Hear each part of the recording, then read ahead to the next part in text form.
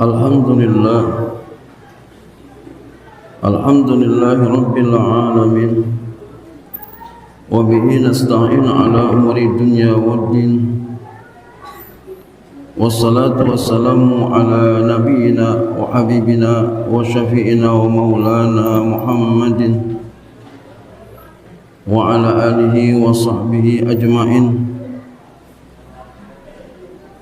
Ashhadu an la ilaha illallah wahdahu la syarika lah wa ashhadu anna Muhammadan abduhu wa rasuluh. Amma ba'du fa ya ibadallah usikum wa iyaya bitaqwallah wa ta'ati la'allakum tuflihun.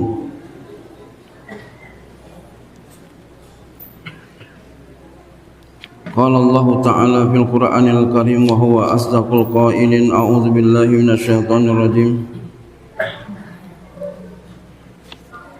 Wa innaka la'ala khuluqin 'azim. Wa qala aidan yarfa'illahu allazina amanu minkum wallazina utul 'ilma darajat. Shadaqallahul 'azim. Hadirin jamaah Jumat rahimakumullah. Pertama-tama khatib berwasiat khususnya untuk diri pribadi dan pada umumnya untuk kita sekalian agar kita bertakwa kepada Allah Subhanahu wa ta'ala. Takwa dalam artian imtisalu awamirillah wa jitinabun nawaihi, melaksanakan segala perintahnya dan menjauhkan segala larangannya. Seorang yang berilmu hendaknya selalu digandengkan dengan akhlak yang mulia. Di dalam kitab Syarhul Hilyah fi Talabil Ilmi, buah karya Dr. Bakar bin Abdullah, ada sebuah nasihat yang sangat indah untuk kaum muslimin dan muslimat, khususnya bagi orang yang berilmu. Dikatakan di sana, talibul ilmi idza lam yatahalla bil akhlaqil fadilati fa inna talabahu lil ilmi la faidata fihi. Seorang penuntut ilmu jika tidak menghiasi dirinya dengan akhlak yang mulia, maka tidak ada faedah menuntut ilmunya. Demikianlah contoh dari para ulama sejak dahulu, mereka sangat memperhatikan adab dan akhlak.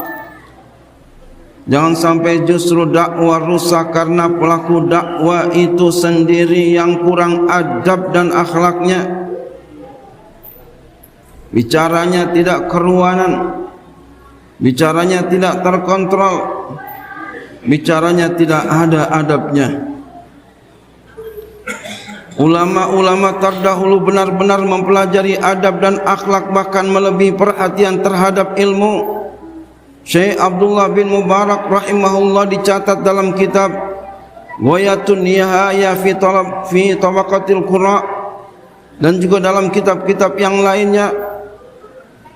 Beliau berkata, talabtul adaba salasina sanatan wa talabtul ilma isrina sanatan kanu yatlubunal adaba summal ilma. Saya mempelajari adab selama 30 tahun dan saya mempelajari ilmu agama selama 20 tahun, dan adalah mereka para ulama salafus saleh memulai pelajaran mereka dengan mempelajari adab terlebih dahulu, kemudian baru ilmu. Hadirin yang dimuliakan Allah Subhanahu wa ta'ala, orang yang berilmu sangat tinggi derajatnya. Bahkan yang memberikan derajat itu langsung Allah Subhanahu wa ta'ala. Jadi kalau ada orang yang meremehkan orang yang berilmu, dia bertentangan dengan Allah, maka siap-siap dia akan menangis dan menyesal tanpa dia sadari dia telah melakukan kesalahan yang besar. Firman Allah Subhanahu wa ta'ala dalam surah Al-Mujadalah tentang bahwasanya Allah yang angkat derajat orang-orang yang berilmu. Yarfa'illahu allazina amanu minkum wallazina utul ilma darajat. Allah angkat derajat orang-orang yang beriman dan berilmu. Mungkin kita bertanya, berapa derajat orang-orang yang berilmu? Ibnu Abbas rahimahullah, seorang yang pernah dapat doa dari baginda Rasulullah sallallahu alaihi wasallam, paham akan menafsirkan Al-Quran. Kata beliau yang dikutip oleh Imam Al-Ghazali dalam kitab Ihya-nya, lil ulama'i darajatun fawqal mu'minina bisab'imi'ati darajatin ma baina darajataini masiratu khamsimi'ati amin. Bagi ulama mempunyai banyak derajat di atas orang-orang mukmin biasa dengan 700 derajat. Jarak yang ada di antara dua derajat adalah perjalanan 500 tahun. Masya Allah, betapa mulianya orang-orang yang berilmu, betapa mulianya para ulama. Begitu sempurnanya derajat orang-orang yang berilmu, sampai-sampai Allah yang memujinya dan yang mengabadikannya dalam Al-Qur'annya yang mulia. Tapi ada lagi yang lebih sempurna dari ini, yaitu orang yang beriman, orang yang berilmu dan berakhlak mulia. Sebagaimana sabda Nabi sallallahu alaihi wasallam yang diriwayatkan oleh Imam Ahmad bin Abu Daud, yang dikutip oleh Syekh Abu Bakar Jabir Al-Jazair dalam kitabnya Minhajul Muslim, ataupun dalam kitab-kitab yang lainnya, dikatakan akmalul mu'minina imanan ahsanuhum akhlaqan. Orang mukmin yang paling sempurna imannya adalah mereka yang paling bagus akhlaknya. Jadi akhlak yang bagus begitu hebatnya. Bahkan ada ulama, Imam Qusairi dalam kitabnya Risalatul Qusairi, beliau mengatakan tentang akhlak yang mulia, idzil khuluqul hasanu afdalu manaqibil abdi wa bihi tazharu jawairul rijal wal insan masturun bi khalqihi mas'udun bi khalqihi.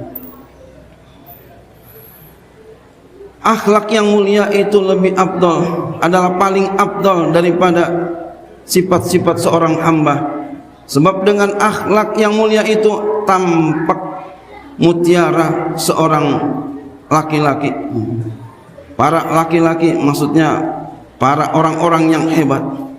Manusia itu tertutup dengan ciptaan bentuk tubuhnya dan tersaksikan dengan akhlaknya. Ada juga ulama mengatakan tentang akhlak yang mulia adalah bazlun nada wa kaful adza wa ihtimalul adza.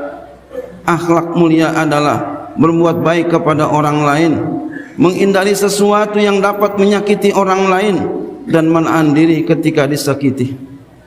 Mudah-mudahan Allah Subhanahu wa taala memberikan kita ilmu yang banyak, yang banyak lagi berkah, lagi manfaat, dan Allah berikan kita akhlak yang mulia, adab yang mulia, sehingga kita termasuk orang-orang yang selamat, orang-orang yang beruntung dari dunia sampai akhirat. Amin amin ya rabbal alamin. In ahsanal mawa'id syafiyah kalamu man la takhfa alaihi khafiyah. Wallahu subhanahu wa ta'ala yaqul wa biqaulihi yahtadil muhtadun. A'udzu billahi minasyaitonir rajim. Ya ayyuhan nasu ubudu rabbakum wallazi khalaqakum wallazina min qablikum la'allakum tattaqun. Barakallahu li wa lakum fil Qur'anil azim wa nafa'ani wa iyyakum bima fihi minal ayati wa zikril hakim. Wa taqabbala minni wa minkum tilawatahu innahu huwas samiul alim. Aqulu qawli hadza wa astaghfirullahal azim li wa lakum wa lisairil muslimina wal muslimat wal mu'minina wal mu'minat fastaghfiruhu innahu huwal ghafurur rahim.